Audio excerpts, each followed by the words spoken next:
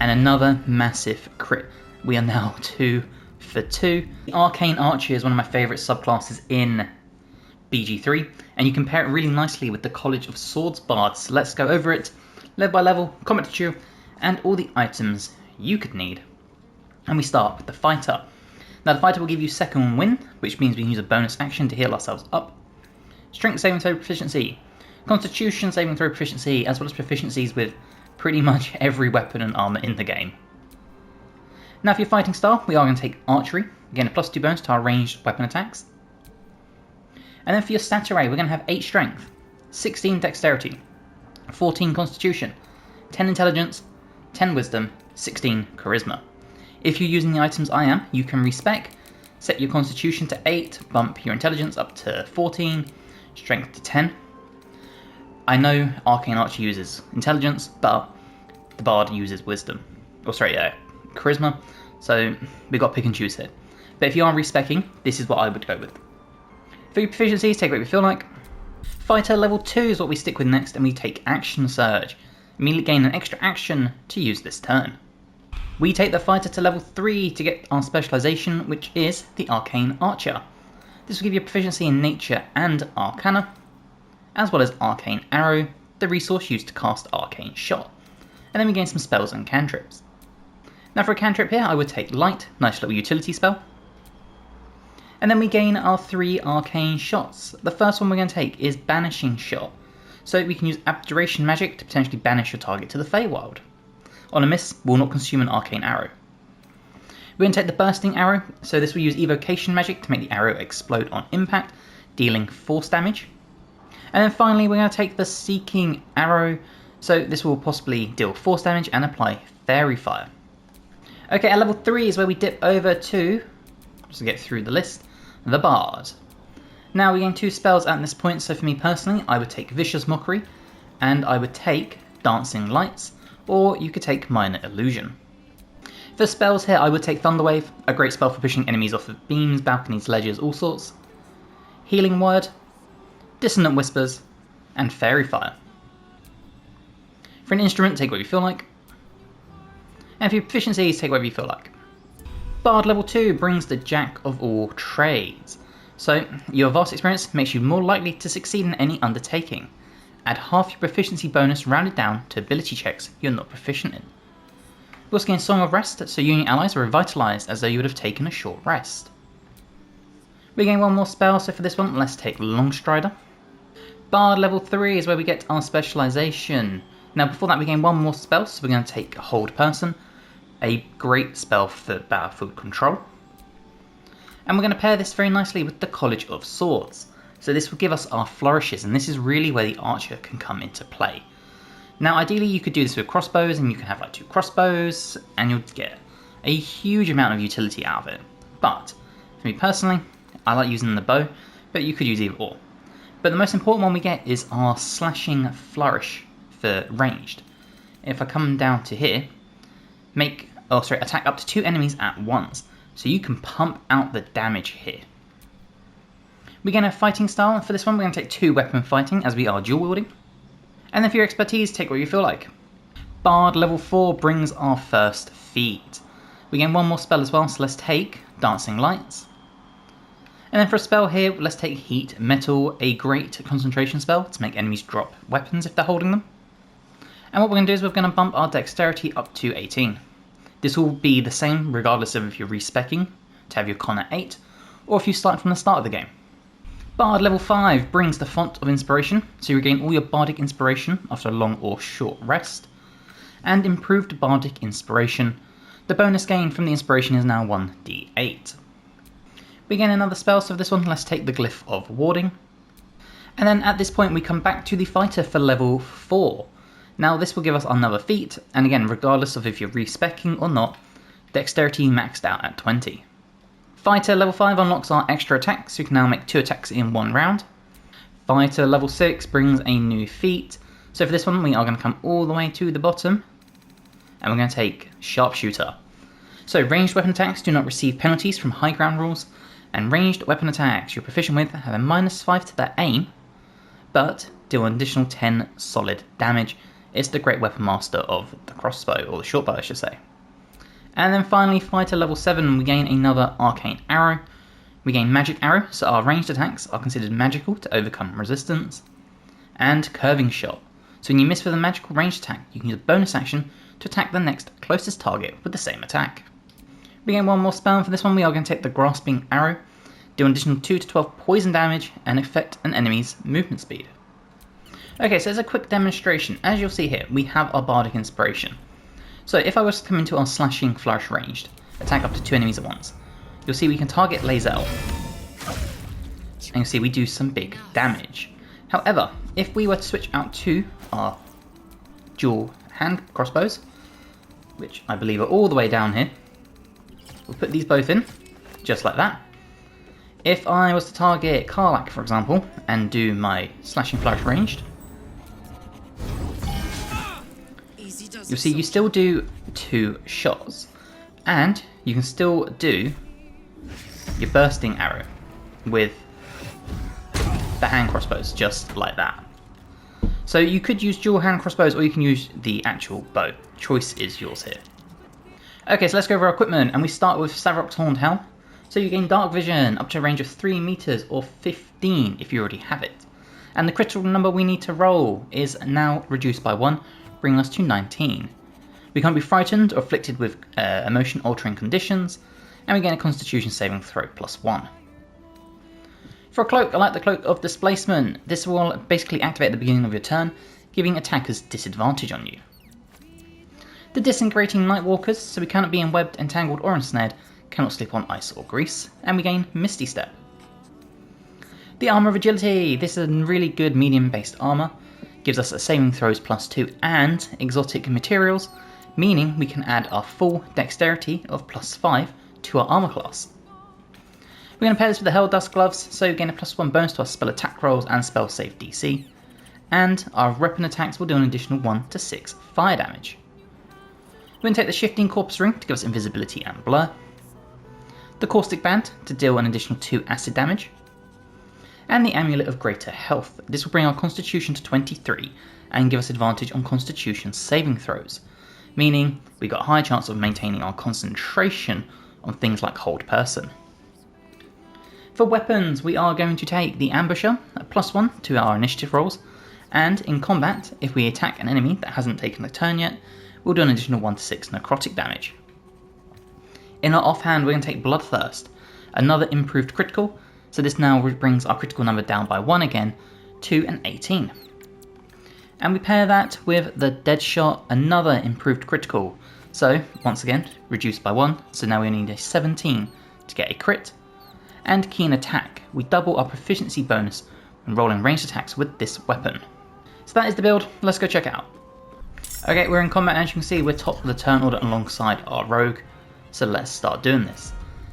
As I showed in the demonstration, we can do our slashing flourish ranged, so let's get this going on this enemy. And you see a massive crit to start the fight. We can then target this one, because as you can see we can do our flourishes with our extra attacks.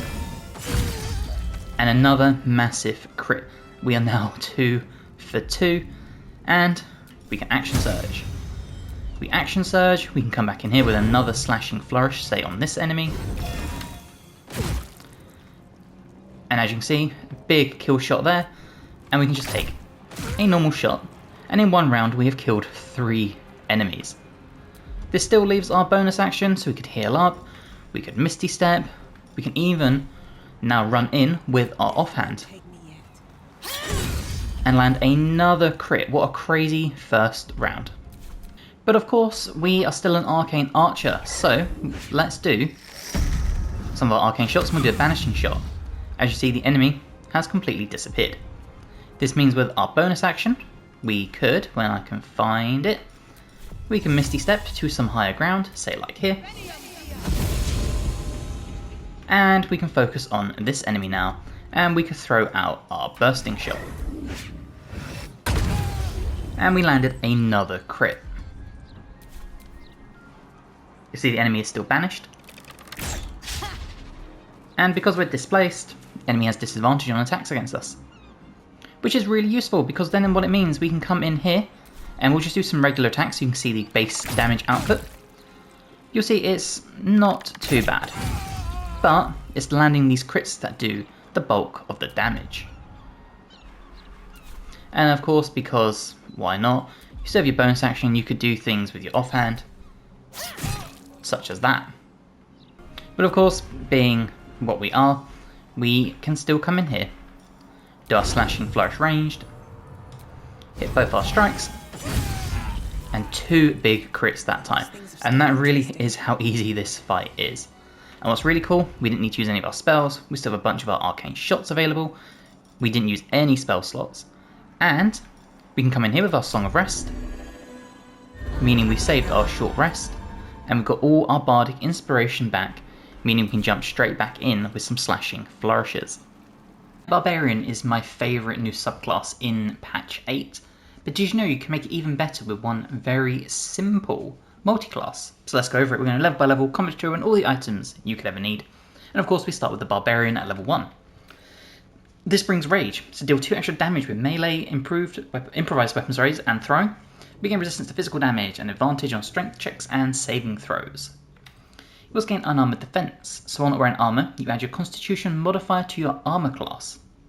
Strength saving throw proficiency, constitution saving throw proficiency, simple weapon, martial weapon, and light armor and medium armor proficiencies, as well as shields. Now when it comes to your ability points, I would have something akin to this. 16 strength, 14 dexterity, 16 constitution, 8 intelligence, 10 wisdom, 10 charisma. If you have enough strength elixirs, I would highly recommend bumping your strength all the way down, we'll switch this up, to about 8. And focusing on using the elixirs, and then you can bump your other stuff up like this. Reason being is, if you have your elixirs, we can boost our strength past 16 to things like 21 and even 27 end game. For your proficiencies, take what you feel like. For level 2, we're just going to stick with Barbarian to give us danger sense, have advantage on dexterity saving throws against traps, spells and surfaces, and reckless attack. So on your next turn, you have advantage on attack rolls, but enemies will also have advantage on you. Barbarian level 3 is where we get our specialisation, and for this we're going with the Giant. So we get Vaphead's Greed, which increases our carrying capacity by 25%. Giant's Rage, which means we increase in size. Our rage damage bonus is doubled on throw attacks, what makes the Giant Barbarian, the best throw character in the game, in my opinion.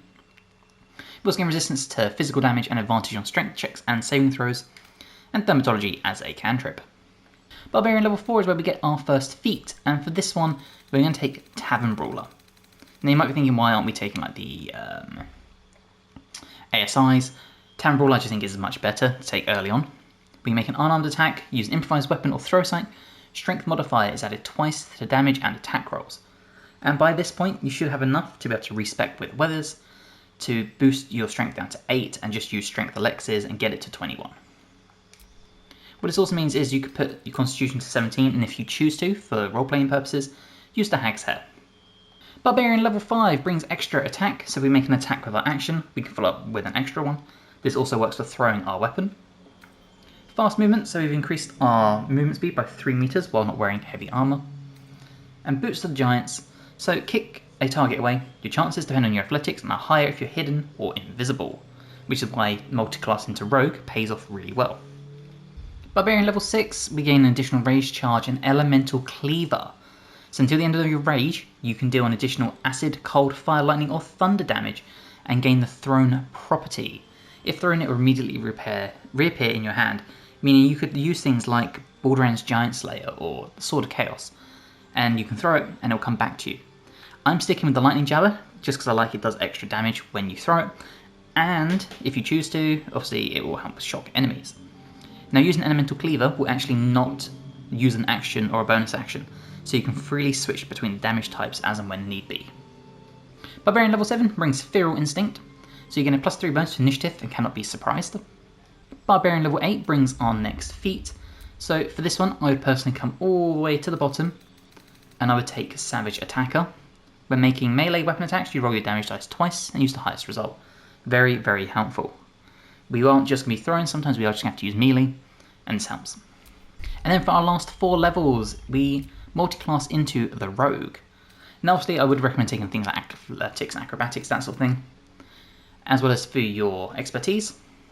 We stick with the rogue for level 2, meaning we get our cunning actions. As a bonus action, we can hide, we can dash, and we can disengage. Dash being so helpful because it means we can get around the battlefield. Rogue level 3, we get our specialization, and for this one we're going to take the thief, so we gain fast hands.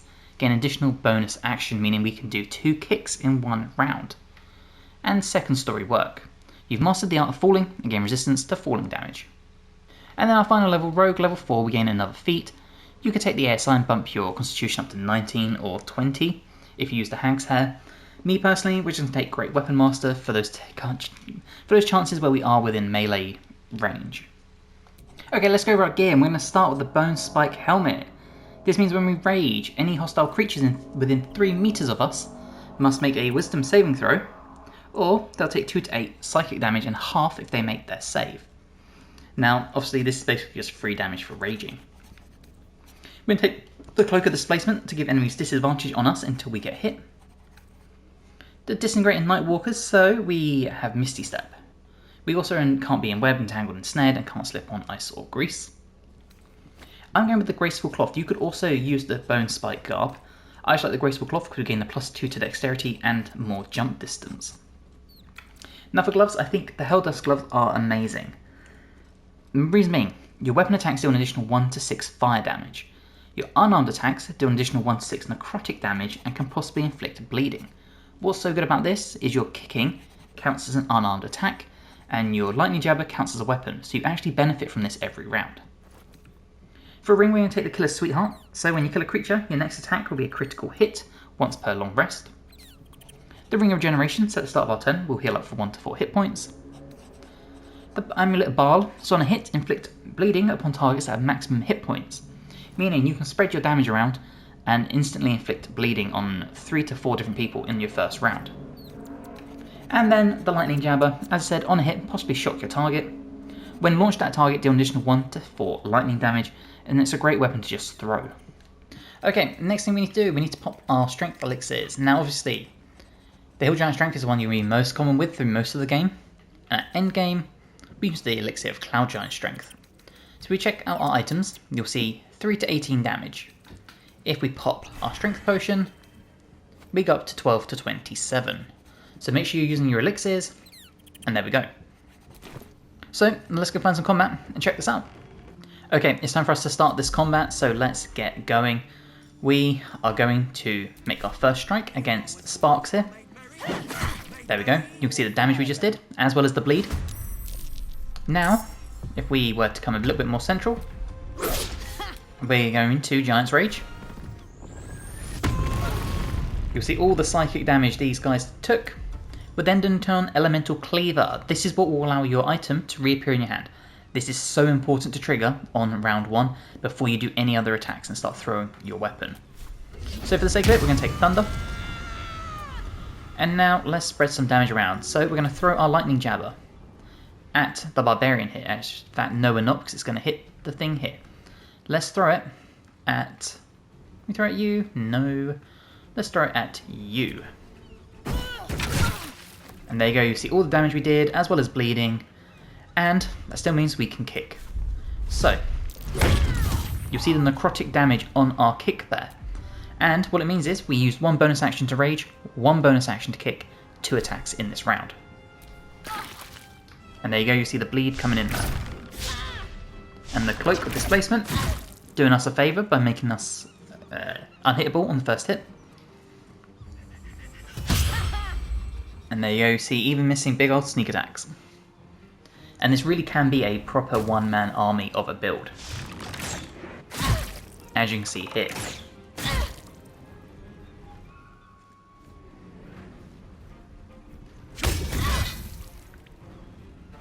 You see, even with the big attacks, we're still not taking too much damage.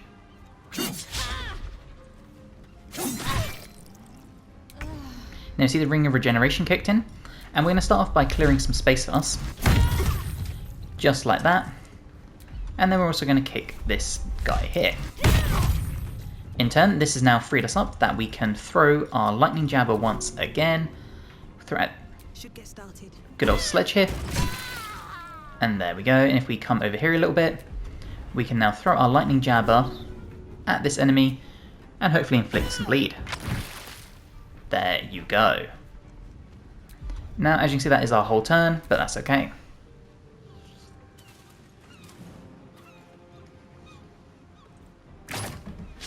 Again, big misses. I can't stress this enough, this really is just a proper one-man army of a build.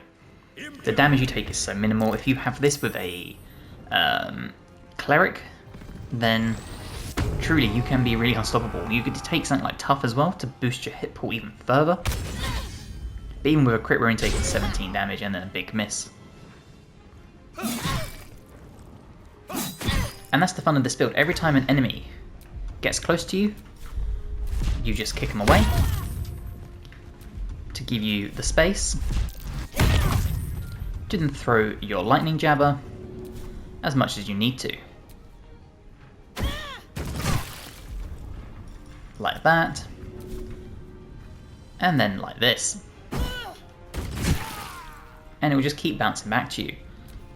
Now if you really wanted to, you could actually take something like the Sword of Chaos, and every time you hit an enemy with it, you actually regain hit points. So that's just another way to further your tanking ability. But alas, once again, we just do our thing. We kick away, we get that extra necrotic damage. We kick away. Like that. We throw our lightning jabber.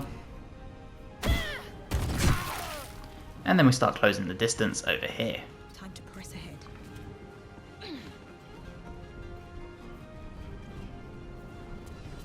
Ready to strike again, and in this case we can just do a very regular attack.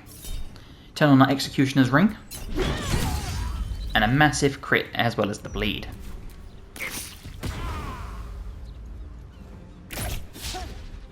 As you see, enemy missing us once again.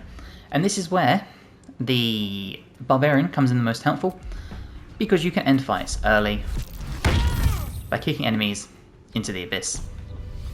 It really is that simple. And that is the barbarian rogue giant multi-class. It is phenomenal. Proper one-man army.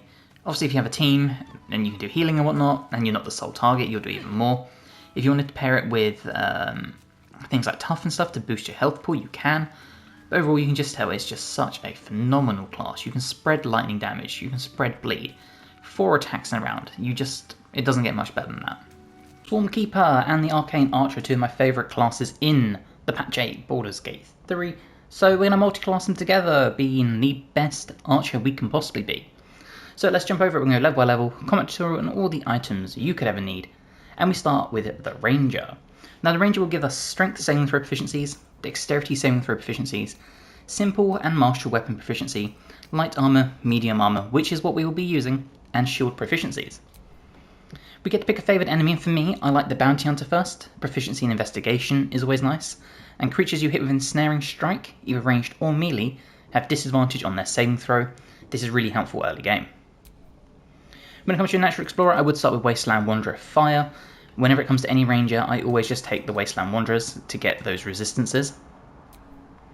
And then when it comes to your ability points, we're going to take 8 strength, 16 dexterity, as this is what we'll be using for all of our weapons, 14 constitution, 10 intelligence, 16 wisdom for our spells, and 10 charisma. For your proficiencies, take whatever you feel like. Ranger level 2 brings our first level spell slots. So for the first 2, we're going to take Hunter's Mark, a nice bonus action spell we can use to apply more damage as long as we remain concentrating. And we'll take Ensnaring Strike, so this ties into our level 1 passive. When it comes to fighting style, let's take Archery, so we gain a +2 bonus to our ranged weapon attacks. Ranger level 3 brings our specialization. We gain 1 more spell as well, so let's take Hail of Thorns. And then for your specialization, obviously we are taking the Swarm Keeper. This will give you Praise Scent. So your swarm deals additional damage to creatures marked by your Hunter's Mark, hence these work so well in conjunction. We get Mage Hand as a cantrip, and Fairy Fire as a spell. This is incredible, it will turn enemies visible if they're invisible, and any lit up enemies, any attacks on them will be with advantage. We also gain a Swarm. Now I personally like taking the Jellyfish, as they can deal lightning damage I should say, and shock the enemy. Ranger level 4 brings your next feat. Or your first feat, I should say. And for this one, you can probably guess, but we are going to take our dex up to 18. Ranger level 5 brings us our extra attack, so if we make an attack with our main action, we can follow up with an extra one. We also gain Web as a spell, and this can be very helpful as well for just slowing enemies down. We gain one more spell, but we are going to take Spike Growth, as I just think this is a better spell than Web. Basically, make the ground into hard spikes. Any enemies that walk over it will take piercing damage for every 1.5 meters they move, and it's 2 to 8 piercing damage. It also halves their movement speed and lasts for 100 turns. It's just incredible. Place this down and then you can just fire off your arrows at people. Ranger level 6 gives us more passives. So for this one, I would personally take Keeper of the Veil to get proficiency in Arcana and protection from good and evil, that being the main one. If you really wanted to, you could take the Ranger Knight and use heavy armor. You could take Sanctified Stalker and gain Sacred Flame. I just like Keeper of the Veil. And if you're a Natural Explorer, I would personally take Cold. Ranger level 7 unlocks Withering Current. This is the resource used to cast Withering Tide. Withering Tide essentially just allows you to sort of hover 3 meters away, protecting you from the surface thanks to your jellyfish or moths or bees. We gain one more spell, so for this one I would take Long Strider. And at level 8 we unlock Lance Stride Difficult Terrain. So difficult terrain will no longer slow you down. We also gain one more feat, so for this one you've probably guessed it, but Dex all the way to 20. And then at level 9 is where we multi-class into the Fighter. Now the Fighter will give you Second Wind, so as a bonus action we can actually heal ourselves up for 1 to 10 hit points. We gain to pick another fighting style, and I do like taking Defense to gain that +1 bonus to Armor class while wearing armor. Fighter level 2 unlocks Action Surge, and this is great to use in the opening round of a boss fight, or if you know you've got a big fight coming up and then you can rest. Really, really awesome to just pump out more attacks. Fighter level 3 is where we get our specialization, and this is the Arcane Archer. So we gain proficiency in Arcana. We gain proficiency in Nature. We gain Arcane Arrow, so the resource used to cast the Arcane Shot, as well as a bunch more stuff. Now we gain one more cantrip, so we're going to take Light, as this is a really good utility spell. And then for our Arcane Shots, we get to pick 3. The first one we're going to take is Piercing Shot.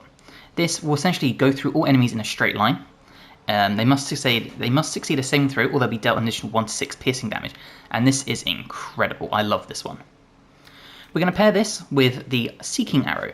So this will do an additional 1 to 6 force damage and possibly apply Fairy Fire. And it always hits its target. It's amazing. And then the final one we are going to take is the Bursting Shot. This is an arrow that will explode on impact and deal an additional 2 to 12 force damage to targets within a 3 meter radius. And if it misses, it will not consume an arcane arrow. And then our final level, Fighter level 4, we get a new feat. Now for this one, we're going to come all the way to the bottom and we're going to take Sharpshooter. Sharpshooter is awesome. It's basically the great weapon master of bows. Essentially, our ranged weapon attacks will not receive penalties from high ground rules, and we can take a -5 penalty to our attack roll for a solid additional 10 damage, and this is great. Okay, let's go over our items, and we're going to start with Sarok's Horned Helmet. This will give you dark vision, up to 3 meters, or 15 if you already have it. Cannot be frightened, or afflicted with emotion-altering conditions. Constitution saving throws +1, but most importantly, reduces our need for a critical by 1. So now we currently need a 19 to get a critical hit. We're going to pair this with a Cloak of Displacement, so this will activate at the beginning of our turn, giving enemies disadvantage on us until we are hit. We're going to take the Space Hunt boost for use of Dimension Door. This is really helpful, and it's a nice level 4 spell. The Armor of Agility, so saving throws +2, but most importantly, we get exotic materials, meaning we get to add our full dexterity modifier to our armor class. And because we're at 20, that's a +5, 17 to 22, and then the +1 to make it 23, thanks to our class features. Now for gloves, there's 2 options. I've gone with the Legacy of Masters for a +2 bonus to attack and damage rolls. If you wanted to, you could also take the Helldust gloves to give you a 1 to 6 on your fire damage. Choice is really yours. These are really good for also leaving on like fighters and stuff, so pick and choose whichever one you prefer. We're going to take the Shifting Corpus Ring for invisibility and blur. The Caustic Band, so we do an additional 2 acid damage. I think that just fits the theme of Swarmkeeper perfectly. The Strange Tendril Amulet for Edvard's Black Tentacles. I love this spell, one of my top 10 in the entire game. So we're taking this. We want some melee capabilities, so we're going to be using Kerwin's Cauterizer. It's a nice little scimitar finesse that uses our dex. Also deals fire damage, and we can possibly cause burning to enemies that don't succeed their constitution saving throw. And then when it comes to the bow, we are going to be using the dead shot. Once again, we get to double our proficiency bonus when rolling ranged attacks with this weapon. But again, importantly, improved critical, the number you need to roll a critical hit while attacking is reduced by 1, bringing it from a 20 to a 19 and now to an 18, which is just phenomenal. So that is the build. Let's go check it out. Okay, you can see we're in the combat and we're quite near the top of the turn order, which is fine. Okay, and it's now our turn, so let's start with our Hunter's Mark and let's place it on good old Skeeve here. There we go, so now we're concentrating on that. Next thing we're going to do is we're going to start firing off some shots. Now, if we come into our arcane shots, you'll see we have a piercing arrow. However, the range isn't the best, so it's best to wait until you've got a few enemies like sort of clumped together for this. What we can do instead, and you'll see we have 4 uses, is we are going to come in here and we'll do a bursting shot. Now this is going to do some friendly fire, so bear that in mind. But we can also use our jellyfish to attack. So the first one, just a basic attack, will do 1-6 lightning damage, or you can do shock, which will possibly shock the target. Just like that, as you can see, they are now shocked. We hit both enemies here, and what's good about this is your arcane shots actually count as part of your normal attack. So if we wanted to, we could once again do another bursting arrow, pop it on here, and there you go, killed one off, and there's still that enemy there. Because we've got action surge, we can boost this quick, we can fire an arrow to the enemy here, and then we can follow up with another one to the barbarian down here. And you see big miss on us, and then another big miss thanks to our cloak. But of course, there's still other things we can do. So with our bonus action, let's move our Hunter's Mark. We can reapply it, and let's put it on this enemy here. Now, let's say we haven't really got proper line of sight. We can come into here, we can trigger our seeking arrow, and we can hit this target here. And as you can see, we did some pretty decent damage. The other thing we can do is we can just take another pop shot, as you know, because we have our bonus action, also with our extra attack. And there you go, and thanks to this, and we've got our Hunter's Mark, we can do a regular attack. And you'll see we did extra because of the Hunter's Mark and our class features with the Swarmkeeper. But of course, that's not the only thing we have, so let's just finish off this enemy here. There we go. We can teleport if we want to, we're not going to though. What we are going to do is we're going to once again use our bonus action. When I can find it, here we go. We're going to reapply our Hunter's Mark to the barbarian here. And let's say we've got the big crowd of enemies here still. We are going to do some friendly fire, so bear that in mind. But we can do an awesome piercing shot. And obviously the barbarian's going to take less because they're raging, so bear that in mind when seeing the damage output. Now the other thing to know is, because we have our melee capabilities, we can come in here. We can take a swing. You'll see we do an extra fire damage as well. We've caused burning. We can do our jellyfish attack on this as well. So there you go. And then we can follow this back up. We land a big crit. And the burning should eventually kill them off. If not, we can once again come in here. We've got our Hunter's Mark. If we need to, we can second win. We can Withering Tide. And let's just say we want to get out of danger. So we will teleport to here. Now, unfortunately, we did take that, which I expected. But I'm trying to show off the class capabilities. To here. And as you see, enemy burnt up there to a crisp, and that's what's really good about having Kerwin's Cauterizer. You see another big miss. And then very simply we can reapply our Hunter's Mark. Put it onto this enemy now that we can see. And we can just throw out some very standard attacks. We'll do a regular attack, we'll get the extra jellyfish damage, and make sure when doing these attacks you have Sharpshooter on. You'll see it will say active. Sharpshooter is what's going to give you another solid 10 damage when doing these strikes. And again, very simply, time to start finishing the fight off. So we're going to take a shot at this enemy here. There you go. And then, if we can see them, we're going to try and apply our Hunter's Mark to the enemy here. Now let's say we can't see them. Obviously, as you can see, our range is a little weird. We've just about got a shot, but but let's say this was a little bit more covered. We can, of course, use our arcane shots, if need be, if we still have them, to just do a seeking arrow, something like that.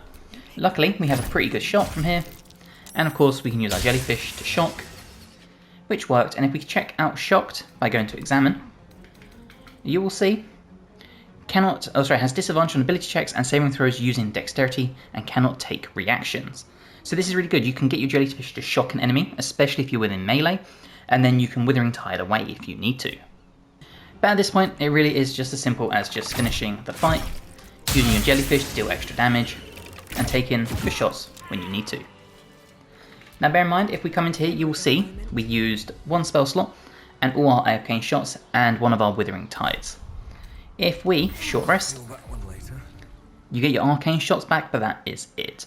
So feel free to use them as much as you need to in a combat if you know you're going to short rest, but just be wary of your spell slots and that sort of stuff.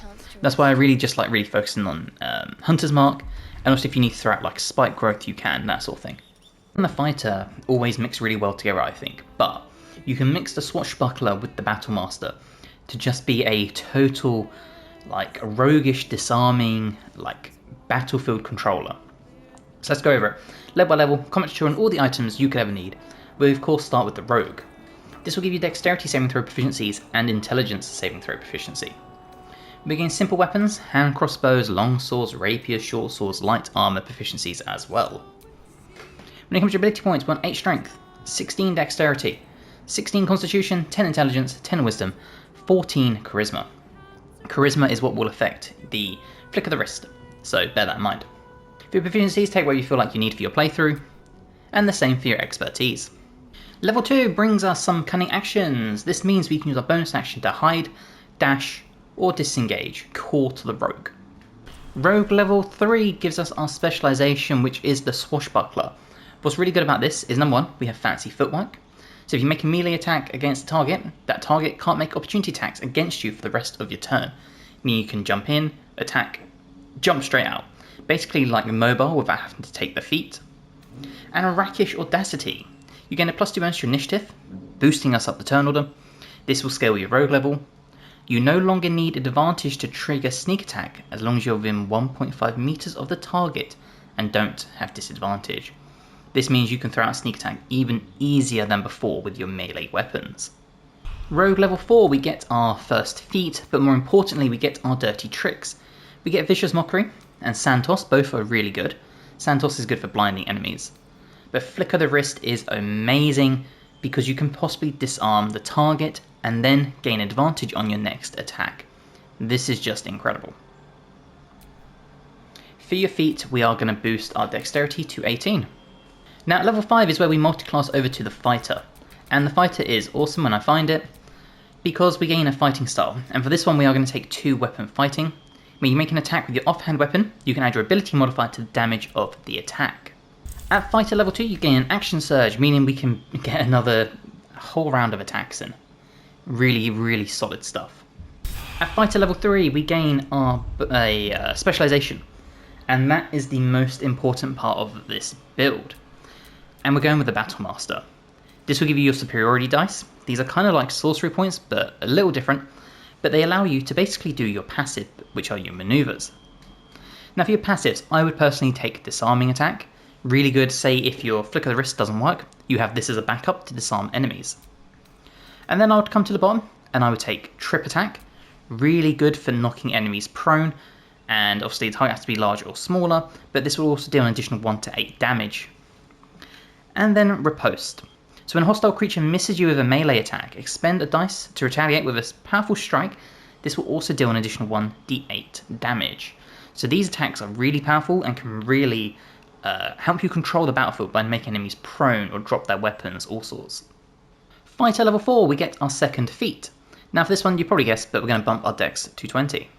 Fighter level 5, we gain an extra attack, so this combined with Action Surge is just insane.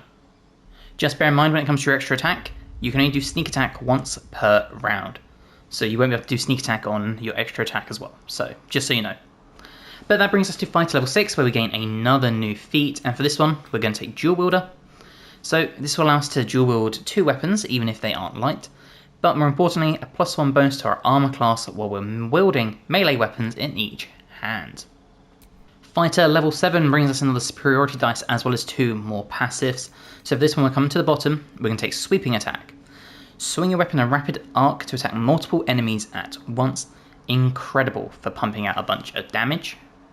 And then pushing attack. Possibly push target back 4.5 meters and deal an additional 1d8 damage. If you've got an enemy on a beam, balcony, ledge or whatever, really good way to push them off, giving them extra full damage or possibly even ending the fight early. And then our final level, level 8, gives us a new feat. If you wanted to forego the feat, you could take Rogue level 5 and gain Uncanny Dodge. Choice really is yours. You're only losing 1 hit point, so again, depends what you want. You can either take the feat or Uncanny Dodge. If you think you need a bit more sort of like protection, go for Rogue level 5. If you want more damage, then take Fighter level 8. And we're going to go for Savage Attacker. Savage Attacker is awesome because you roll your damage dice twice and you'll use the highest result. Okay, let's go over our items. We're going to start with the Mask of Soul Perception. We get Detect Thoughts, but more importantly, we're going to +2 bonus to our attack rolls, initiative and perception checks. We're going to pair this with the Divination Cloaks. When you poison a foe, you heal yourself for 1d4 hit points. Really good if you want to coat your weapons and then start poisoning enemies. For boots, we're going to take the Evasive Shoes, Acrobatics +1 and Armor Class +1. As you'll see, our Armor Class in total is a 24. And a big proponent of that is the Armor of Agility. This allows you to add your full Dexterity modifier to your Armor Class. For gloves, we're going to take the Stalker Gloves, +1 bonus to Initiative, and your sneak attacks do an additional 1 to 4 force damage. For rings, the Shifting Corpus Ring to give us invisibility and blur if we need it. The Caustic Band, so we do an additional 2 acid damage. The Surgeon's Subjugation Amulet, so if we store a critical hit, we can paralyze a humanoid for 2 turns. For a bow, we're going to take the Darkfire Shortbow to give us access to haste. And then when it comes to weapons, I like taking the Sword of Life Stealing. So on a critical hit, the target takes an extra 10 necrotic damage, as long as it isn't a construct or undead, and will gain 10 temporary hit points. And of course, if they're humanoid, we can then paralyze them. In our offhand, I like using the Ambusher, +1 bonus to initiative rolls and ability checks. And in combat, you'll do an additional 1 to 6 necrotic damage against creatures that haven't taken a turn yet. Why this is really good is because we can attack enemies and then run away thanks to our Swashbuckler class features. You can dart around the battlefield, especially if you action surge, land 4 attacks on 4 different enemies, and potentially, deal out loads of damage, or extra damage I should say. So that's the build, let's go check it out. Okay, as you can see we're in the combat, so let's get this going. We're going to start with our sneak attack. So we'll go Rakish Sneak Attack. Oh, we have to move closer. Here we go. So let's get our Rakish Sneak Attack. And there you go, you'll see loads of damage being pumped out there. Next thing we're going to do is we're going to use our bonus action. And we are going, when I can find it, Flick of the Wrist Dirty Trick. So let's do this, try and disarm them. And there you go. Now what's really cool about this is if you wanted to, you could come in and pick up the weapon. You can then sell it. But as you can see, we don't really need to because we can just strike like that. And now we can action surge. And we can start spreading some damage around. So we can come over here, do another big strike on this enemy. If we want to, we could do our maneuvers. So we could do a disarming attack. Not a ranged one, let's do a melee disarming attack. And there you go, in one round we made 2 enemies drop their weapons. Theoretically we could have run up here and done the same to this enemy. Now you see they've had to pick up their weapon as their action. Unable to do anything. Really nice way of just nullifying the whole battlefield. Now spellcasters doesn't work too much on, but obviously the demonstration is nice to show what you can do. And that brings us back to us, so once again let's do this. We're going to do a flick of the wrist on the barbarian. And there you go, 1 dropped weapon. We can then just start spreading our damage around. So let's do our... Now what we're going to do is we're going to haste. As our action, we're going to cast it on ourselves. Now obviously if you lose this you will go lethargic, but this just means you can then come in here and you can just start pumping out attacks when need be. See a big miss there thanks to our high AC, and another big one. And you see the enemy is raging. And they've had to pick up their weapon. So again, we've nullified a whole round from the barbarian. And then once again, it's time for us to start pumping out some huge damage. Let's start with our sneak attack. There you go. And now we're just going to pump out all the attacks thanks to our haste. And as you can see, in one round, we've taken out our whole barbarian. And again, you could spread this. You could haste and then you could just attack them. Go up the ladder, attack them. Go up them, attack them. Lots of really awesome things you can do with this build. So let's start closing the gap here. Again, another big miss thanks to that huge AC we have. And another. And now, as you can see, we are in a good position to start showing off some of our other abilities. So, on this enemy here, let's use our Battle Master. And let's do a pushing attack. And let's see if we can push the enemy off. That's a ranged one again. I need to use my melee. So where is my melee pushing attack? Here it is. Now, unfortunately, they saved, but guess what? We can try again. That's still ranged. I do not want ranged. That's a sweeping attack. Where is this pushing attack? Melee. Constantly saving, which is a little annoying, but that's fine, because then we can also follow up with a sweeping attack. There you go. Now, unfortunately, not huge damage with the sweeping attack, but you do get the gist. And if need be, we can follow up with another main hand and our offhand. And there you go. It's really easy to just nullify these enemies. And of course, same thing again. We start with our sneak attack. Now, you've got to love rogues because they are so sneaky, so you can see these guys take a lot less damage. We could try disarming. Let's try another pushing attack. And there you go. Now, unfortunately, we did use it with our bow for some reason, which is totally okay. But that's the gist of it. We pushed them off and they just fell into the water, and we've ended that part of the fight super early. That still leaves us our bonus action, which, as you can see, the distance is quite far to cover, which is where we can cunning action dash. And we can make our way as far as we can to start closing this enemy down. And again, let's say the enemy's too far away, we're going to dash up with our bonus action. Closing this gap ASAP. And we still got our bow, so let's do our sneak attack. Big miss there, but we still have our other attack we can follow up with. And there you go. We could have used one of our Battlemaster maneuvers if we had the dice, but you get the idea. And then it's just simply time to finish the fight. We're going to come up here. This time we will do a sand toss. We'll throw sand in the enemy's eyes to try and blind them. There we go. And then we can follow up very simply with our attacks. One strike there, and another strike there, and now we have a blinded enemy. And now we very simply just finish the fight like such. And you can see we did a crit.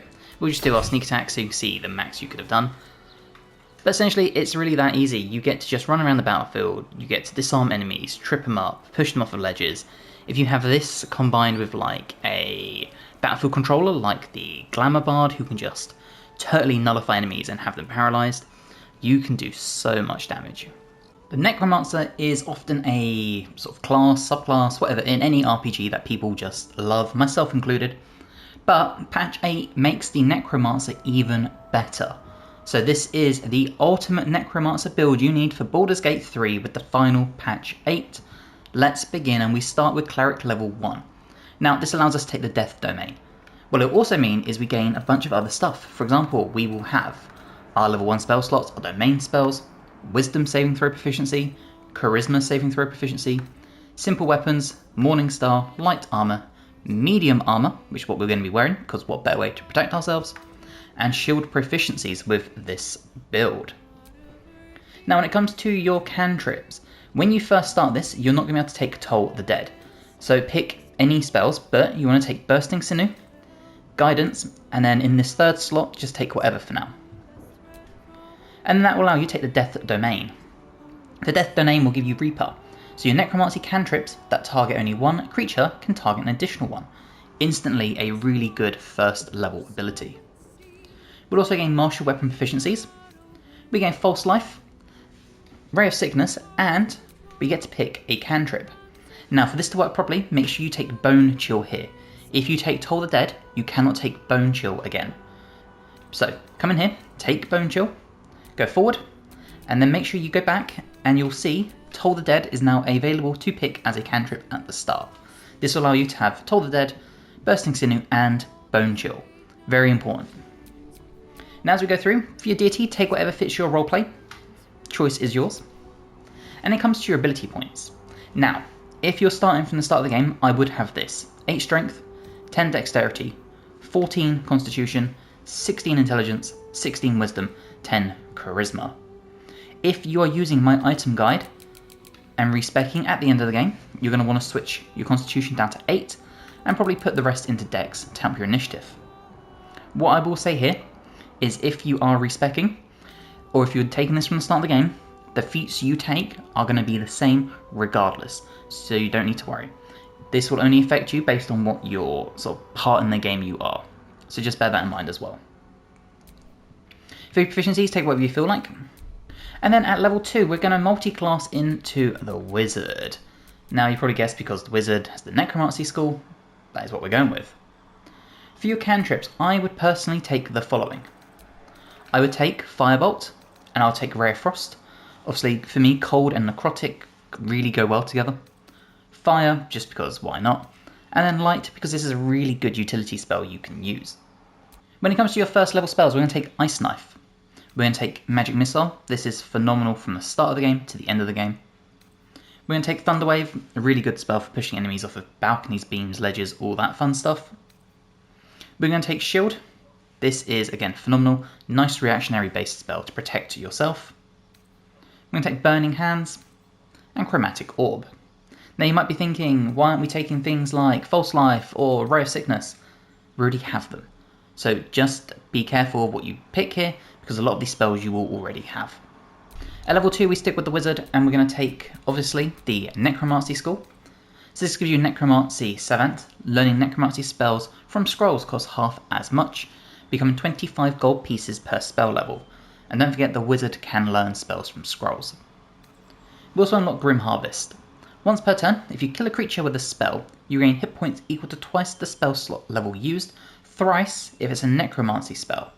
So again, kill creatures with our Necromancy spells and we regain hit points. We can pick 2 more spells at this point, and for me personally, I would take Witch Bolt and I would take Longstrider. Wizard level 3 unlocks our second level spell slots. For this one, I would come in here and I would take Mirror Image first, nice way of boosting your AC by a maximum of 9.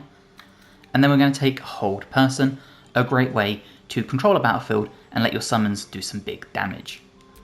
Wizard level 4 gives us our first feat. We also gain another cantrip, so for this one I would take Acid Splash. And we get to pick 2 more spells, and I personally like Melf's Acid Arrow. I think acid damage just ties in with the Necromancer really well. And Scorching Ray, because Scorching Ray can be very, very good. And then for your feat, the first one we're going to take is we're going to boost our intelligence to 18. We want to boost our spellcasting as much as possible. Wizard level 5 unlocks our 3rd level spell slots.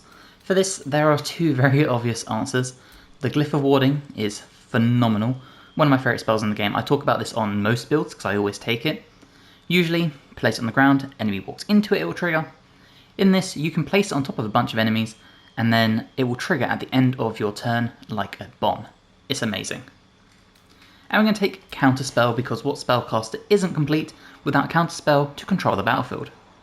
And then Wizard level 6, we get our Undead Thralls, an additional undead. So when you animate dead, you can raise an additional corpse.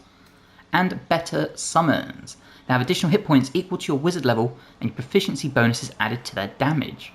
We also get Animate Dead as a spell. Now for the spells at this point, I would choose Lightning Bolt, and I would choose Fireball, so we've got 2 big damage dealing spells. At level 8, we jump back to the Cleric for level 2. This will give you Turn Undead.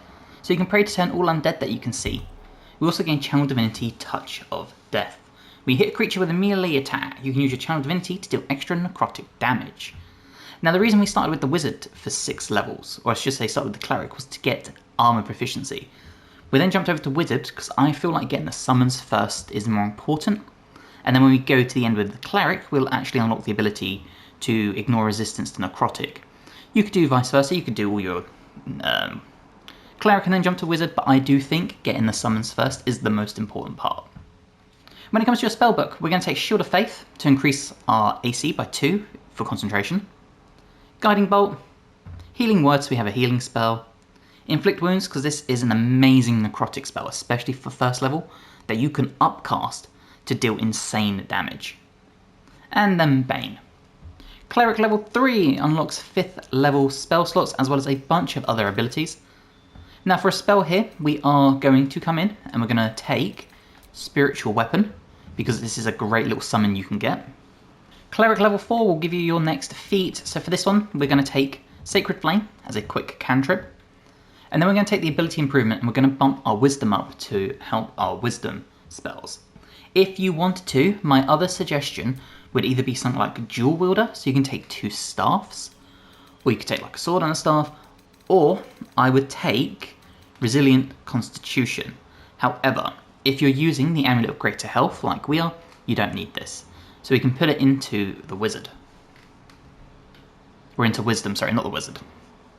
We gain 1 more spell. For this one I would just take something like Enhance Ability. Cleric level 5 brings Destroy Undead. So when you successfully turn an undead creature, it also takes 4 to 24 radiant damage. We also get our 6th level spell slots. And there are 2 really good important spells to take at this point. The first, Spirit Guardians, we can turn this into necrotic as well, and this is just truly phenomenal.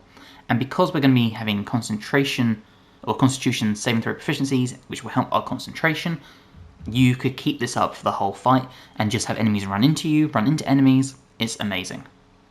And then the other one we're going to take is Mass Healing Word, just in case we need some more healing capabilities. And then finally, Cleric level 6 brings our Channel Divinity Charge and Inescapable Destruction. Spells you cast ignore resistance to necrotic damage. We gain 1 more spell, and honestly at this point you can kind of take anything as long as you don't already have it in your spell list. Okay, let's go over our items, and we're going to start with the Circle of Bones. This will boost our undead. Allied undead within 6 meters are resistant to bludgeoning, slashing and piercing damage, as well as gaining Animate Dead as a spell. We're going to take the Divination Cloaks. When you poison a foe, you heal yourself for 1d4 hit points. We've got a few poison-based spells, so this could be very helpful. The boots of Genial Striding, so unimpeded by difficult terrain. Honestly, any medium armor that you think will fit is really good here. I like the UNT Scale Mail because it leaves things like the Armor of Agility for your rogues and your wizards. It will still allow us to add our dex to our medium armor, and we gain a +1 bonus to our initiative. We're going to take the Quick Spell Glove, so cantrips that cost an action cost a bonus action. And if we trigger this and use it on one of our Toll the Dead, for example, we can damage 2 enemies with 1 cantrip with a bonus action, still freeing up our main action. We're going to take the Crypt Lord Ring to gain a use of the level 6 necromancy spell Create Undead. We're going to take the Burnish Ring for Paralysing Ray, another necromancy spell.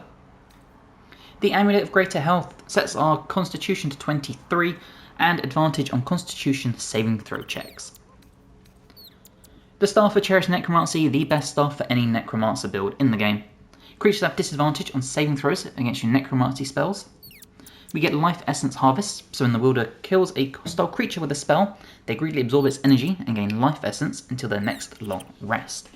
If we come in here, Life Essence, when the wielder kills a hostile creature with a spell, they'll greedily do it. I was reading the wrong thing. Ends the day and restores all... Sorry, here it is. Affected entity has absorbed creature's essence. It uses that essence to cast any necrotic spell without consuming a spell slot. So again, 3 necromancy spells here.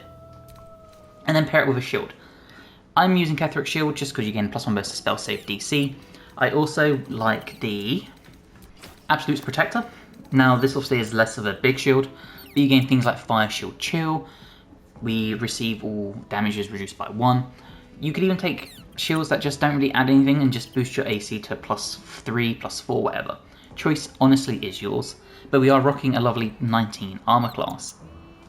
You'll also see we have 20 temporary hit points, and that's because I think doing the Necromancy Tay storyline, and honestly, the game's been out for about 2 years now, it's okay to give spoilers. This is an Act 1 quest that will finish in Act 3. And essentially, what it will allow you to do is, on a long rest, gain 20 temporary hit points, and gain Dance Macabre. This will give you 4 ghouls to fight alongside you. It is a 5th level spell. So if we get these going, you'll see we have a bunch of undead thralls, and these will just follow you around. And you can see we even have the undead ward if we're near them. So this is really worth it because these are amazing, and you'll see we still have all our spell slots. Now, as well as our ghouls, we can summon some other people. So we are going to want to start with our Create Undead, and to allow us to have 1 mummy. Never mind, we can't reanimate these people. That's okay. We'll do that after the fight. Instead, we will create undead when I can find that. Here we go. Animate dead. Let's get some zombies. And there you go. Now you'll see that did not use one of our spell slots, and it is now gone. We also do have Animate Dead here, which we can upcast. Now bear in mind, if we were to, for example, animate a ghoul, we'll do it at 5th level. As I move everyone over a little bit. There we go. Right, let's try this again quick. So Animate Dead, we'll get a zombie, no we won't. Ghoul, 5th level, 1, 2. You'll see our original one has disappeared, so just bear that in mind. And this one also used a spell slot. But let's start the combat. Okay, you can see we are within the combat, and we're quite low down the turn order, but you can just see the row of summons we have ready to attack. Now you see the enemy's about to hit us, so we can shield up, therefore avoiding being ensnared, and this lasts for the entire thing. And at this point, our ghouls are ready to just do their thing and start attacking. You'll see those ones can paralyze people, and the damage is just a lot of fun. And you'll see we've still got more to go. These ones we can actually control. So we can send these ones up here, for example. Make them climb some ladders. And take a nice little swing. Same with these ones. Now unfortunately some will miss, some won't, some will work by themselves. But you can see the damage is just immense. And at this point we can start pumping out some stuff. So first thing we're going to do is we're going to turn on our quick spell gloves, which are, when I can find them, just here. And let's get our Toll the Dead going. So let's do it on the spellcaster, and we'll do it on Skeeve here.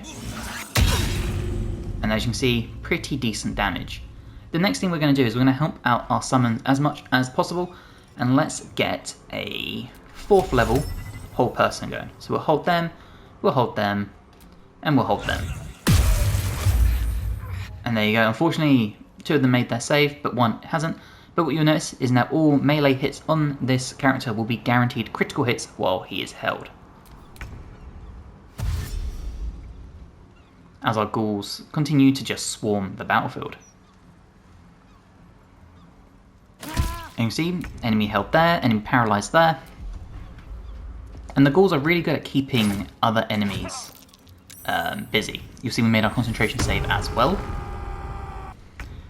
And then again, time for our ghouls to start doing their thing. You'll see massive crits all over, paralysing enemies as well, as we wait for the turn order to finish. And then it's time for our other ghouls to start doing their thing. These ones we can control. And you'll see it's just so easy to land crits, because either the enemies are paralysed or they're held with the held person. As you can see here, as long as they don't make their save, they will succumb to being paralysed. Which means we can once again come in with things such as our Toll the Dead, and we can put it on both these characters here. And you see the damage we can just pump out is crazy, and then if we want to, we could even throw out a spiritual weapon, get that great axe going, say down here, and just put another summon on the battlefield for us. And as you can see, crits all over the place. And now as you can see, it's time for our ghouls to keep swarming, and this is exactly what they will do. You can even trigger other abilities such as Sentinel with things like this. But you see, this is just such a nice way for your summons to keep the enemies busy, allowing you to focus on the bigger people, allowing you to keep the archers like moving around, such as the one up here. Lots of really cool stuff, and especially if they can benefit from the undead ward thanks to the circlet of bones. And again, we can just use this to start chasing down enemies if need be. And again, another big enemy killed thanks to our swarm. We can then use our spiritual weapon to start hunting down enemies. Just lots of really fun things. But of course we do have other abilities we can do, so let's do a... where is it? We'll do... our Spirit Guardians.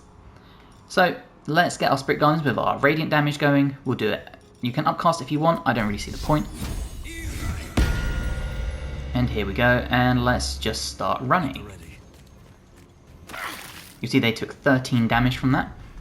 And again, if we needed to, we could boost our healing, all sorts of fun things. And the swarm will start chasing down other enemies. So now they're all going after these archers. And once again, enemies just running away. Really nice way of just keeping people busy. And then it's time to unleash the horde again. And you're going to see they are just going to crank out the damage, get that paralysis, get the critical hits. And then, as you can see here, continue chasing everyone down, just landing crit after crit after crit. And we can send our summons up here as they climb the awkward way to keep dealing this damage. And of course, the rest we can control, we can send up here. So Dense Macabre and doing the Bukate is so worth it because it really does make the necromancer so much better. Because you get these 4 or 5 summons that will just continuously hunt everyone down. As you can see, we can continue sending other summons up here. We can start running towards the enemy, trying to activate our Spirit Guardians, which we will actually dash for because we might as well get some damage this turn. Just like this. And you could just let the autonomy of the computer and AI just do its thing with your summons. And then you can really focus on other areas. For example, if your summons are dealing with the big boss, you can focus on the minions. Like, it's just extra bodies allowing you to really focus less on the battlefield and narrow down your game plan more. And here we go, as you can see, they are starting the hunt for the archer on the rooftop. And the paralysis, which means a critical hit, and that is another one down. And then we got our ones up here, we're just going to end these people's turn because they're quite far away. And there you go. More enemies succumbing to damage. Get our spiritual weapon to attack as well. And as I said, you can upcast your inflict wounds. So if we were to do it at 4th level,